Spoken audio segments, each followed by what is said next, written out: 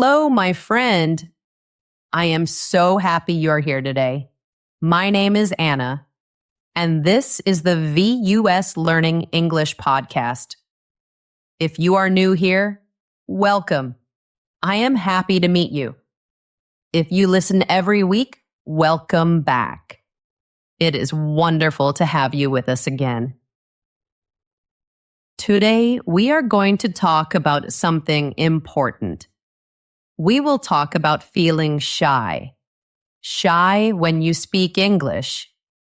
Maybe you feel this way sometimes. That is okay. Many people feel this way. Today, I will share a special idea with you. It is a very old idea, but it is very, very helpful. This idea can help you feel stronger. It can help you feel more confident. It can help you use your voice. Thank you so much for listening today. Thank you for giving your time to this podcast. I am very grateful you are here. If you enjoy our time together, please think about liking this episode. When you press the like button, it helps our podcast grow. It helps other English learners find us. It is a small click for you, but a big help for our community. I am always curious. Where are you listening from today? Are you in Brazil, Japan, Turkey, Germany? Please tell me in the comments. I love to see where all my friends are in the world. Okay, are you ready? Let's begin. I want you to imagine something.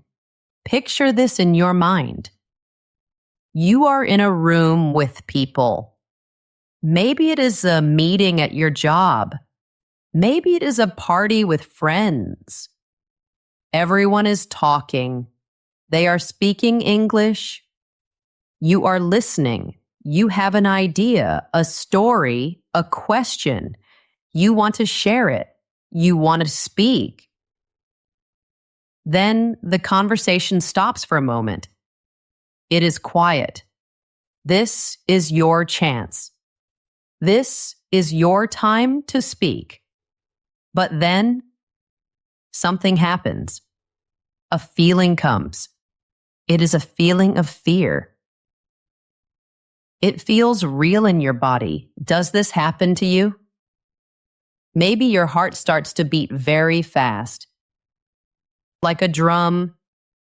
Maybe your hands feel a little wet. Maybe your throat feels tight. It feels hard to speak. Your mind was clear, but now it feels empty. It is blank. All the English words you learned, where did they go? They are gone.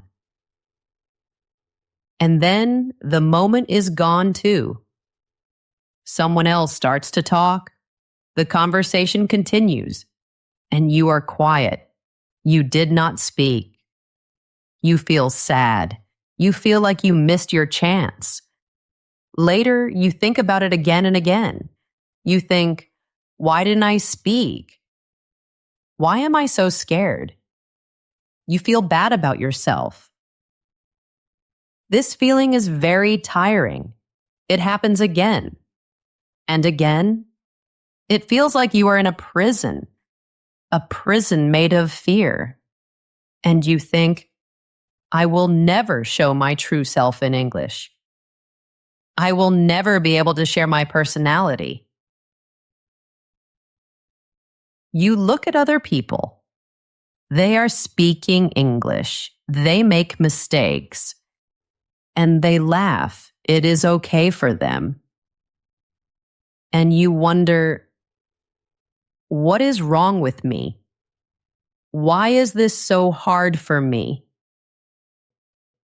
I have a question for you. What if the answer is not more grammar? What if the answer is not learning more words? What if the answer is not about being a perfect English speaker? There is no such thing as a perfect speaker. Not even native speakers are perfect. What if an old idea could help you? A very old idea from a long, long time ago. This idea comes from wise people in Greece and Rome. What if this idea could help you find your voice? What if you could learn to focus on what is important? And what if that could change everything? What if you could change from a shy person in the corner to a confident speaker who shares your ideas? Please stay with me. I want to give you more than just tips. I want to give you a new way to think, a new system for your brain. I will show you step by step. I will show you how this old, wise idea can make your fear smaller, and it can make you feel free. First, we need to understand something. We need to understand why you feel stuck. Think about building a house. If the foundation is weak, the house is weak.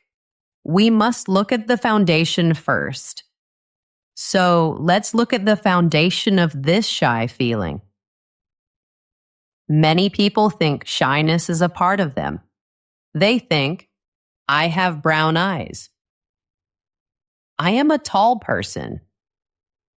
I am a shy person. They think it cannot change. But let's think about that differently. Let's challenge that idea. Shyness is not who you are. It is a habit. It is something your brain learned to do. And because it is learned, you can unlearn it. You can learn a new habit. Think about a forest, a big forest with many trees. Imagine you walk into the forest. There is no path. Now, imagine the first time you had a bad experience speaking English. Maybe you were a child. Maybe someone laughed at you. Maybe you felt very lost and confused. Your brain felt that this was a bad thing, a dangerous thing. So your brain made a tiny path in the forest, a very small path. The thought on this path was, speaking English is dangerous. People might judge me. The next time you had a chance to speak English, your brain wanted to keep you safe. So it guided you down that same little path, the path of being quiet, the path of avoiding the danger. You did this for many years, again and again. That tiny path in the forest is not tiny anymore. Now it is a big road. It is a highway. So now, when there is a chance to speak, your brain automatically, without thinking, goes down this big road. The road of fear, the road of silence. This is a habit loop in your brain. So what makes this habit so strong? What is the fuel for this habit? It is one small mistake in our thinking, just one. A wise person from ancient Greece talked about this 2,000 years ago. The mistake is this. You are putting all your energy and focus on things you cannot control. Let me say that again. You are focusing on things you cannot control. This brings us to the most important idea from this old philosophy. This philosophy is called Stoicism, and the idea is simple but powerful. It is called the Dichotomy of Control. Dichotomy means two parts. So it is the idea of two parts of control. A wise teacher said that everything in our life is in one of two buckets, just two. Bucket number one, things we can control. Bucket number two, things we cannot control. That's it. It's very simple. So what can we control? What is in our power? Our own thoughts, our ideas about things, our choices, our actions, what we decide to do. Basically, our inner world is in our control. What we think, what we do. So, what can we not control? Almost everything else. We cannot control other people. We cannot control what other people think about us. We cannot control if they like our English accent. We cannot control if they agree with our ideas. We cannot control if someone is having a bad day. We cannot control the weather, or the economy, or if the bus is late. The list of things we cannot control is very, very long. It is endless. The wise Stoics said that our sadness and our worry come from one thing. We mix up the two buckets. We get them confused. We feel sad and worried because we try so hard to control the things in the cannot control bucket. We want people to like us. We want people to think we are smart. We want the presentation to be perfect, but we cannot control these things.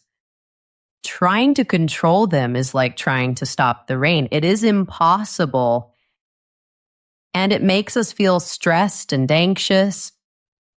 At the same time, we forget to focus on the things we can control. We forget to manage our own thoughts and our own actions. That is the only area where we have real power. Now let's think about this for speaking English. When you feel that fear, that panic, where is your mind? What are you thinking about? You are worrying. What will they think of me? They will think my grammar is bad. They will laugh at my accent. I will make a mistake, and they will think I am not smart. Do you see a pattern? All of these worries are about other people. They are about things outside of you.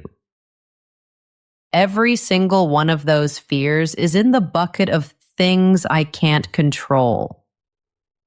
You cannot control another person's mind. It is not possible. Trying to do it will only make you anxious. Your shyness is the result of this. You are frozen because you are focused on 1,000 things you cannot change. But here's the wonderful, freeing idea. Here is the good news. You cannot control how people react, but you have total 100% control over your own actions. You have absolute control over your own intentions. Your intention is your reason for doing something. Let's make this real with some examples. You cannot control if someone thinks your accent is strange. That is in their mind. It is not in your control. But you can control if you practice your pronunciation for 15 minutes today. That is an action. Your action. It is in your control. One of these thoughts creates worry. The other one creates a feeling of strength. Here's another example. You cannot control if your mind goes blank during a meeting. Sometimes brains just do that. It is not in your control. But you can control preparing 3 main points before the meeting. You can write them on a small card. You can hold the card in your hand. That is a calming, concrete action. It is in your control. One is a fear of something you can't predict.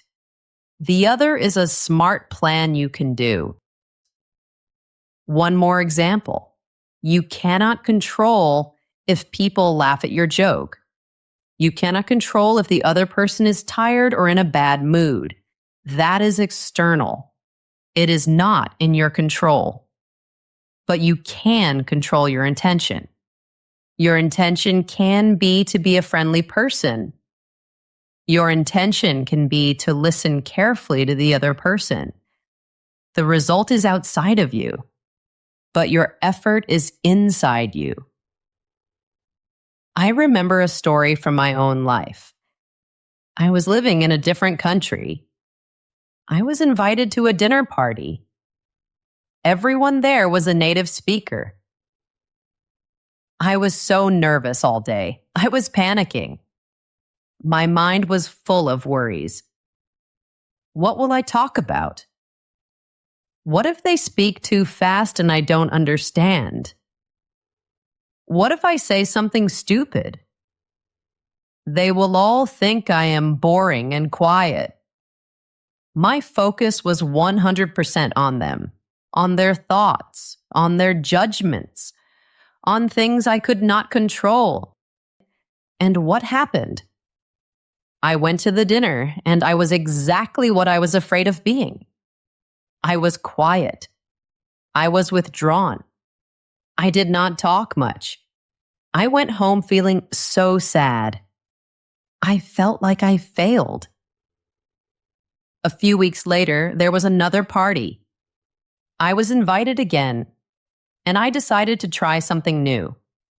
I did not know it was a Stoic idea then, but it was. I said to myself, Anna, you cannot control if they like you. You cannot control if they think you are interesting. That is not your job. But you can control your own actions. So let's make a plan with actions you can control. Here's the plan. 1.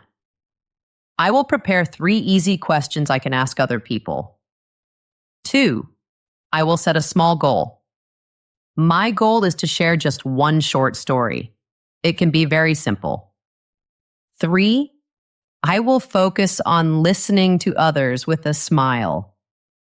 That was my whole plan. 3 small actions that were completely in my control. The change was amazing. It was huge. Because I was focused on my actions, the fear of their judgment became smaller. It lost its power over me. I went to that party with a mission. I had a plan I could control. Was the evening perfect? No, but it was a success for me. I asked my questions. I told my one little story. I smiled and listened. I connected with people. I traded my anxiety for confidence. I stopped trying to control other people. And I started to master my own actions. This is the big change that Stoicism gives us. It is a change in your focus. The goal is not to stop feeling fear. Fear is a normal human feeling. The goal is to redirect your focus. Your job is not to give a perfect English performance. That is impossible. Your job is to do your part as well as you can. Your job is to control your effort and to control your mindset. That is it. Understanding this is the first big step to feeling free. Understanding the why is important, but ideas are not helpful if they only stay in your head. This philosophy was made for real life, for action. So now we will move from why to how. How can you use this idea in your life? We are going to build your toolkit. Your Stoic toolkit for speaking without fear. I will give you 4 powerful tools, 4 strategies you can start using today. The first strategy is to use the dichotomy of control every day. The idea of the 2 buckets. It needs to become your new way of thinking. Your new operating system for your brain. How do you do this? You can start a new daily practice. I call it control journaling. A journal is a notebook where you write your thoughts. Every morning or before a situation that makes you nervous, take a piece of paper or open a notes app on your phone. Draw a line down the middle of the page on the left side. Write, things I can control. On the right side, write, things I can't control. Let's imagine you have a presentation at work next week. You are feeling nervous, so you do your control journaling. On the right side, under Things I Can't Control, you write down your worries. Maybe you write, how my boss reacts, if my colleagues are impressed, if someone asks a very hard question, if the computer has a technical problem, how smart I sound in English. Just writing these things down is helpful. You are telling your brain, these things are not my job. I cannot control them. You are giving yourself permission to let go of these worries. Now, you focus all of your energy on the left side. Things I can control. This is where your power is. This is your action plan. Under this, you might write, how much I practice my presentation. I can practice it 10 times. I can make my slides clear and helpful. I can think about possible questions and prepare answers. I can go to bed early and get a good sleep the night before. I can remember to speak slowly. I can decide my response if I make a mistake. For example, I can pause, smile, and correct myself. Can you feel the difference? The list on the right is a list of worries. It makes you feel anxious and small. The list on the left is a to-do list. It is a plan for action. It makes you feel strong and prepared. It turns big fear into small, easy steps. By the way, if this idea is starting to make sense to you, if you like this small change from worrying to acting, please do me a small favor and give this episode a like. It tells me that we're on the right path together, and it helps this message find other people who feel stuck. Thank you. Now, to make this tool even more powerful, the Stoics had another little trick. They called it the reserve clause. That sounds complicated, but it is very simple. It means that whenever you plan to do something, you add a small thought. The thought is, if nothing outside my control stops me. Or you can think, fate permitting. So instead of thinking, I will give a perfect presentation. This creates a lot of pressure. You think, I will do my very best to give a great presentation if nothing prevents it. This is not a negative thought. It is a realistic thought. It accepts the truth.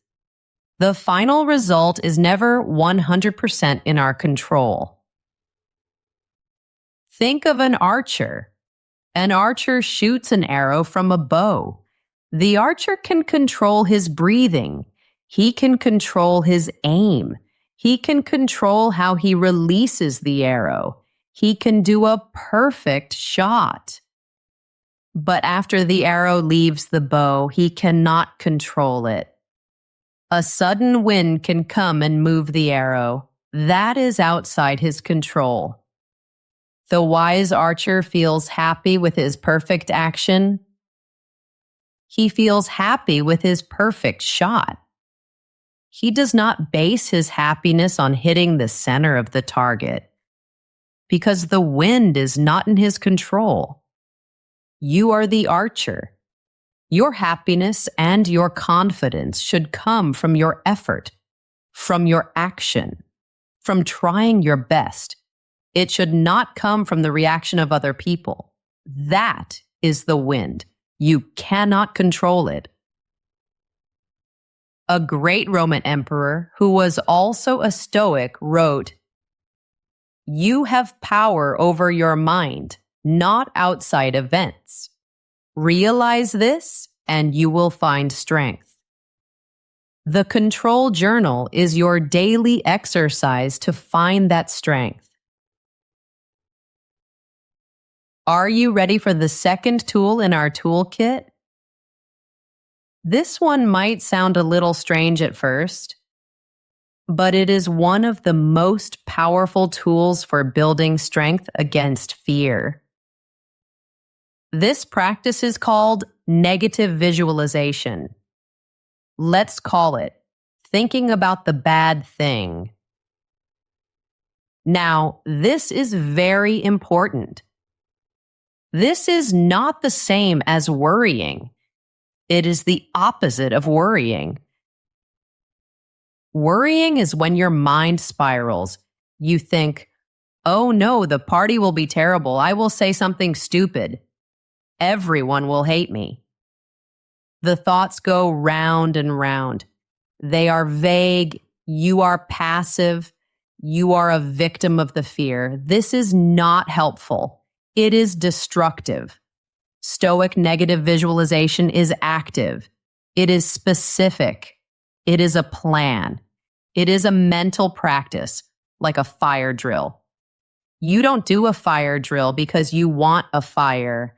You do a fire drill so if there is a fire, you are ready. You know what to do. You don't panic. This tool is a fire drill for your fear. It is not about wanting the bad thing to happen. It is about practicing your response so you are not surprised. You have been there before in your mind. Let's try a small exercise together right now. Think about an English-speaking situation that makes you nervous. A specific one. Maybe it's making small talk with your coworkers in the kitchen, getting a coffee. That can be a scary situation for many people. Now, if you can, close your eyes. Take a slow, deep breath in and out. Step 1. Be specific about your fear. What are you really afraid will happen? Let's imagine you are afraid that your mind will go completely empty. Blank. You are afraid you will just stand there in silence. Step 2. Imagine the worst case happening. Really see it in your mind. Be the director of this movie. You're at the coffee machine. Your colleague smiles and asks you, "Did you have a good weekend?" And then, nothing. Silence. You open your mouth, but no words come out. You feel your face get hot. You feel embarrassed. You see the other person looks a little confused. They wait 1 second, 2 seconds. Then they smile politely and turn away. Feel that little sting of shame. Don't run away from the feeling, just notice it. Sit with it for a moment. It's just a feeling. Okay, now for the most important part, the fire drill. Step 3. Visualize your planned response. Let's rewind the movie in your head. Go back to the start. Your colleague asks, "Did you have a good weekend?" You feel that first moment of panic, that "oh no" feeling. But this time is different. You have practiced this. You have a plan. So instead of freezing, you do your plan. First, you take a quiet, calm breath. You make eye contact, and you smile. A small, friendly smile. Then you use a phrase you prepared before. A simple bridge phrase. Something like, "Oh, that's a nice question. Let me think for a second." Or you can be honest and say with a smile, "Oh, my brain is a little slow today. Yes, I did. Thank you." This simple phrase gives you a moment. It gives you time to reset. You are controlling your reaction. You are not a victim of the panic. Step 4. End the movie with a successful recovery. See yourself recovering in your mind. You use your bridge phrase. You take a breath, and then you answer the question. Maybe your answer is not perfect. That's okay. You say, "Yes, I had a good weekend. I went to the park." Simple. The conversation continues. The world did not end. The disaster was not a disaster. You handled the difficult moment with a plan. You survived, and you did more than survive. You showed that you can be strong and calm. Doing this for just 5 or 10 minutes every day is like a vaccine for fear. It's a shot of courage. This mental practice can change the paths in your brain. It makes the calm, planned response more automatic. You are taking away fear's biggest weapon, the element of surprise. Are you afraid of someone commenting on your accent? Practice in your mind. Visualize someone asking, "Where are you from?" And see yourself smiling and answering calmly, "I'm from Italy. My accent is a souvenir." Are you afraid of not understanding someone? Practice in your mind. See yourself smiling and saying, "I'm sorry, I didn't quite understand. Could you say that again, please?" You are rehearsing your resilience. Remember the difference. Worrying is imagining failure over and over. This Stoic tool is practicing your successful comeback. One makes you weak, the other makes you strong. Okay, let's talk about our third tool. This is a change in mindset. It comes from another quote from that wise Roman emperor, Marcus Aurelius. He said, "The impediment to action advances action. What stands in the way becomes the way." That sounds a little confusing. Let's make it simple. Let's call this idea, the obstacle is the way. An obstacle is something that blocks your path, a wall, a problem. This idea means the wall is not blocking your path. The wall is your path. For an English learner who feels shy, this idea can change everything. Right now, you probably see fear as a wall. You see making a mistake as a wall. You see an awkward, quiet moment as a wall. When you see these walls, you turn around. You retreat. You wait for a day when the path is clear and there are no walls. But that day will never come. Life is full of walls. The Stoic idea flips this completely. It turns it upside down. The obstacles are not problems you need to avoid. The obstacles are opportunities. They are chances for you to practice and to grow stronger.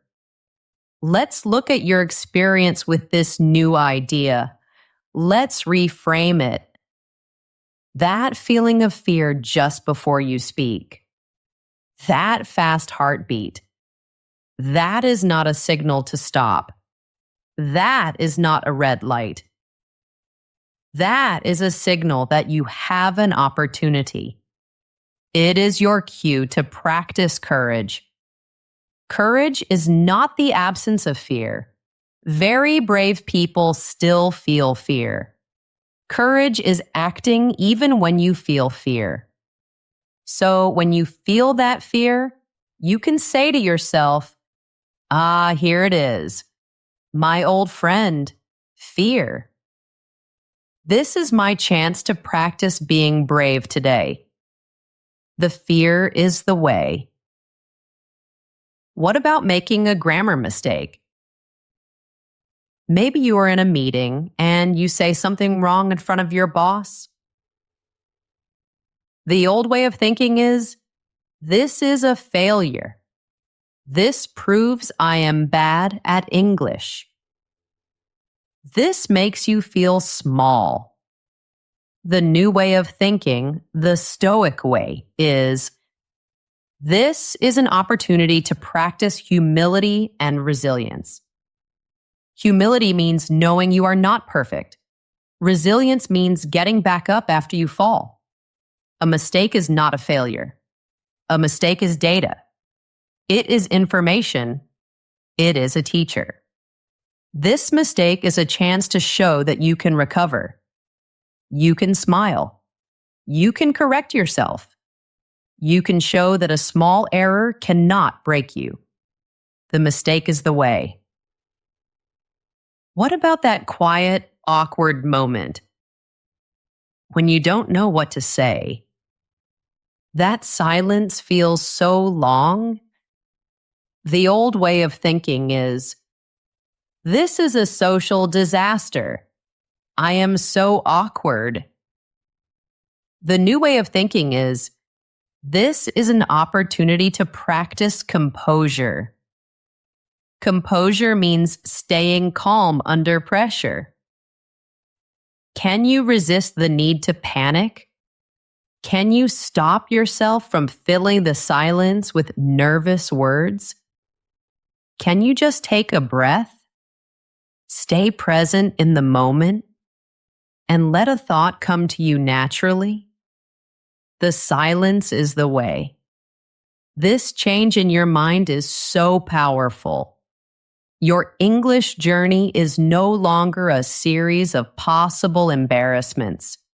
It is now a series of exercises to build your character. You are not just practicing English anymore. You are practicing courage. You are practicing patience. You are practicing resilience. The goal is not to have a perfect conversation. The new goal is to act with good character when you face a challenge.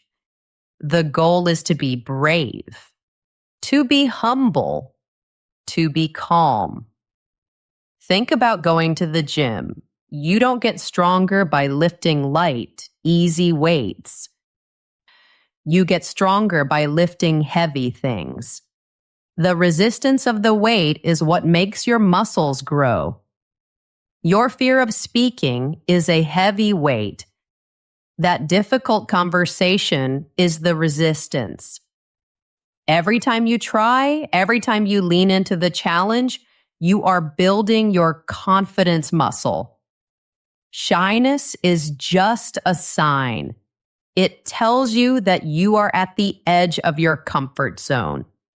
And the edge of your comfort zone is the only place where you can grow. So the next time you feel that fear, I want you to try this. Mentally reframe it. Change the story in your head. Don't say, "Oh no, this is scary. I must escape." Say, an obstacle. Good. Here is my path. Here is my chance to practice being brave. We have one more tool for our toolkit today. This last tool might be a surprise. Many people think the Stoics were cold and hard, like statues with no emotions. But that is not true. A very important part of their philosophy is to be fair and kind, and that kindness must include yourself. This is our fourth strategy. Practice self-compassion. This means be a kind friend to yourself. For many shy language learners, the biggest enemy is not another person. The biggest enemy is the critic inside your own head. After a conversation, this inner critic comes alive. It is loud. It replays every small mistake. Every time you paused, every word you said wrong, this critic says things like, "You were so bad. You sounded like a child. You are a failure. Why do you even try?" This inner voice is poison. It is toxic. It makes the habit of fear stronger and stronger. The Stoic way is to fire this critic. Tell the critic, "You are not helpful. Goodbye." And you replace that critic with a new voice, the voice of a calm, rational, and kind inner coach. Let's imagine a difficult conversation. It did not go well. You feel bad. The inner critic screams, "You froze again. You are so stupid. You will never learn English." It is angry and emotional. Now, let's listen to the Stoic inner coach. The coach speaks calmly and kindly. The coach says, "That was a hard moment. You felt nervous and your mind went blank. That is a normal human reaction to stress." The coach continues, "But let's look at what you controlled. You stayed in the conversation. You didn't run away. You tried your best to find your words. Your effort was a success." The coach then asks, "What can we learn from this? Maybe next time we can prepare a few sentences to have ready. The important thing is that you tried. The attempt was a victory because you acted with courage." Do you see the big difference? The coach focuses on your effort, not the result.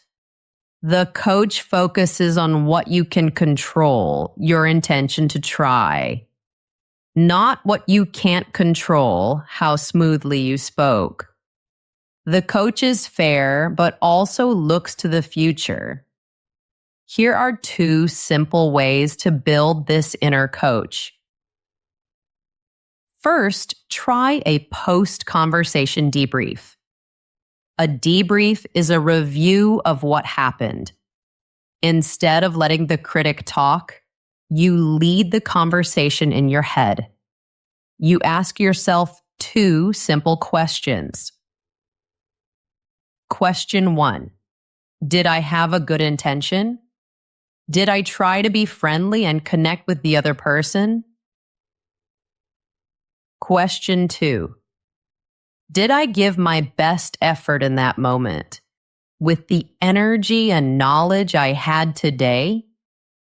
If the answer to both questions is yes, then the conversation was a success. It was a victory for your character. You did your job.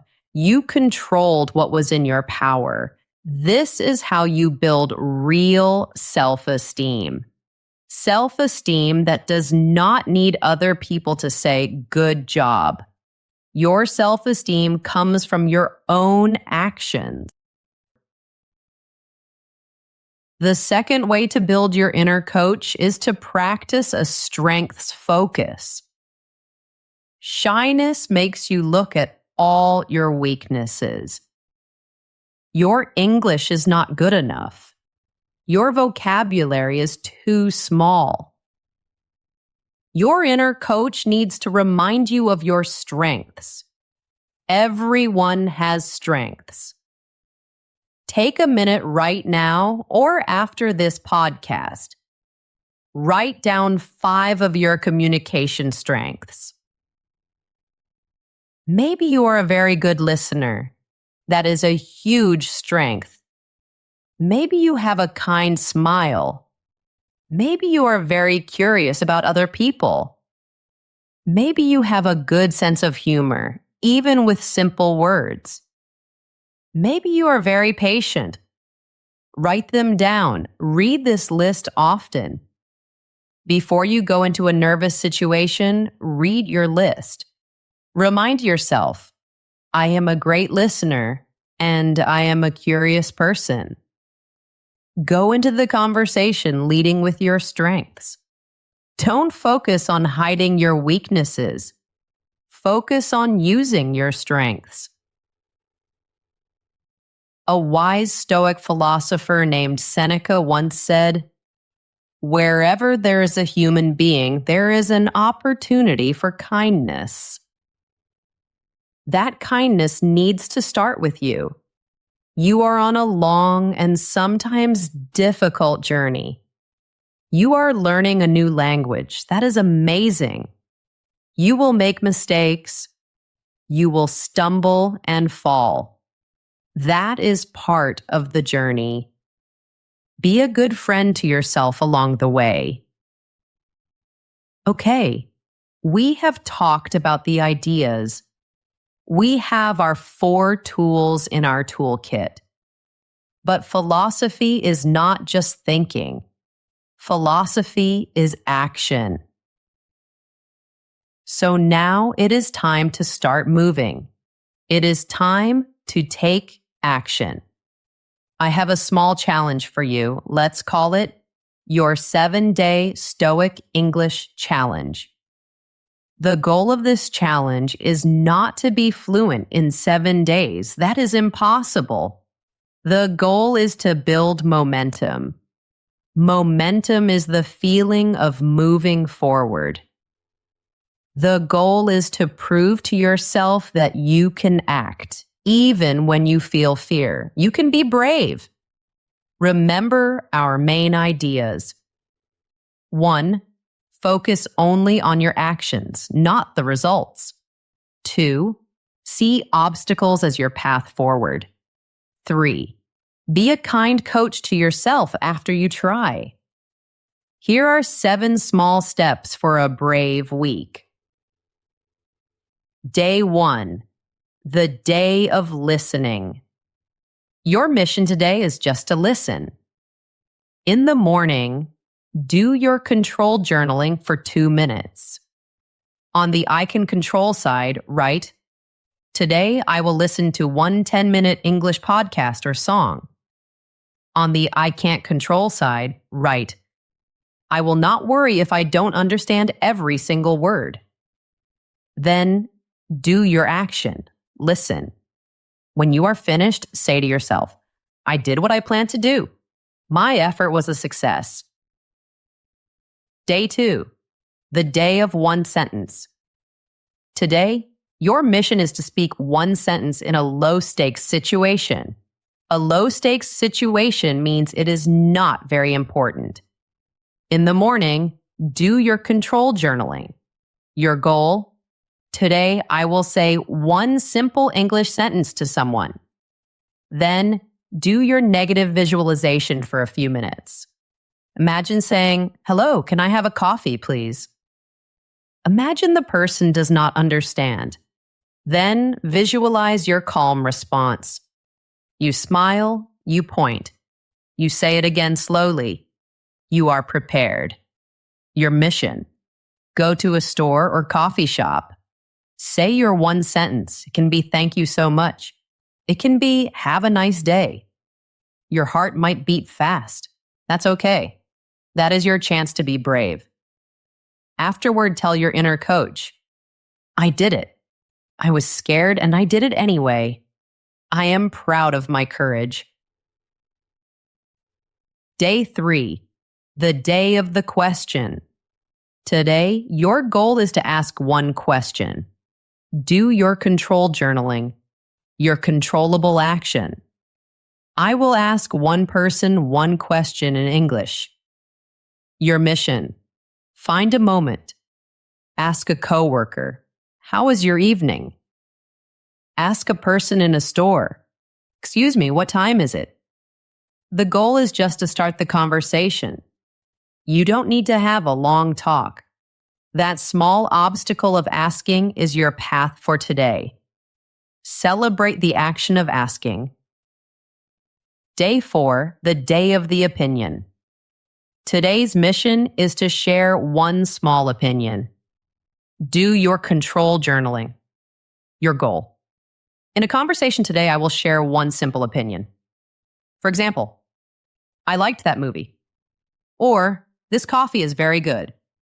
Or, "I think this is a good idea." Simple. Then, use negative visualization. Imagine someone disagrees with you. They say, "Really? I did not like the movie." Visualize your calm response. You just nod and smile. You can say, "Oh, that is interesting." You do not need to argue or defend your opinion. You controlled your action. You shared your thought. Their reaction is not in your control. Day 5, the day of the follow-up question. Today, your mission is to show you are listening. Your controllable goal. When someone is talking to me, I will ask one question about what they said. This is a great tool because it takes the focus off you.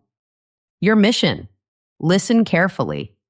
If your friend says, "I am so tired today," your action is to ask, "Oh no, why are you so tired?" If a colleague says, "I went hiking on the weekend," your action is to ask, "That sounds fun. Where did you go?" This shows you care, and it makes connection easy. Day 6, the day of the short story. This is a big step. You can do it. Today, your goal is to tell one very short story. Just 2 or 3 sentences. First, prepare your story. Make it very simple. For example, "Yesterday I went for a walk. I saw a very funny cat in a window. It made me laugh." Practice saying it a few times. Your mission: find a good moment with a friendly person. Share your tiny story. Your heart will probably beat fast. This is a big obstacle. This is your path to becoming stronger. After you do it, be very kind to yourself. Your inner coach should say, "Wow, that was very brave. Your effort was amazing.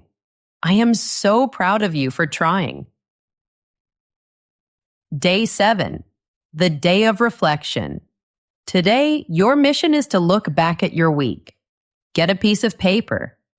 Think about the small obstacles you faced. You listened. You said thank you. You asked a question. You shared an opinion. You told a story. You felt fear, and you acted anyway. This week, you proved that your shyness does not control you. You are not a shy person.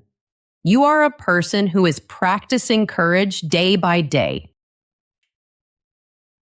This challenge shows you how the journey works. It is about small actions, consistent actions, brave actions. This is the practice of Stoicism in real life. We have talked about so much today. If you only remember one thing from our conversation, please remember this. The shyness that feels so big and strong, it gets its power from your focus. It is fueled by focusing on things you cannot control. Freedom and confidence are found when you change your focus. You turn your attention back to the one area that is yours, the one area you can always command, your thoughts, your intentions, and your actions. This is not a magic trick. It is a way to live your life. The Stoic Toolkit is yours now. You have the dichotomy of control, the two buckets, to help you see what truly matters. You have negative visualization to prepare you and make you strong. You have the powerful idea that the obstacle is the way, which turns your challenges into your fuel. And you have self-compassion, the practice of being your own kind friend and coach. You are not your shyness. You are not your fear. These are just clouds. They pass in front of the sun. The sun is the confident, interesting, wonderful person you already are. You have the tools now, not just to speak English better, but to live with more courage, more peace, more strength in every part of your life. The path forward is not about becoming a new person. It is about learning to bravely be yourself in any language. Your journey of courage starts right now, not tomorrow, today. Make a small commitment to yourself. In the comments section below, I invite you to write one sentence. An affirmation, write this. I control my actions, not others' opinions. When you write it, you are making a promise to yourself. You are planting a seed of courage in your mind.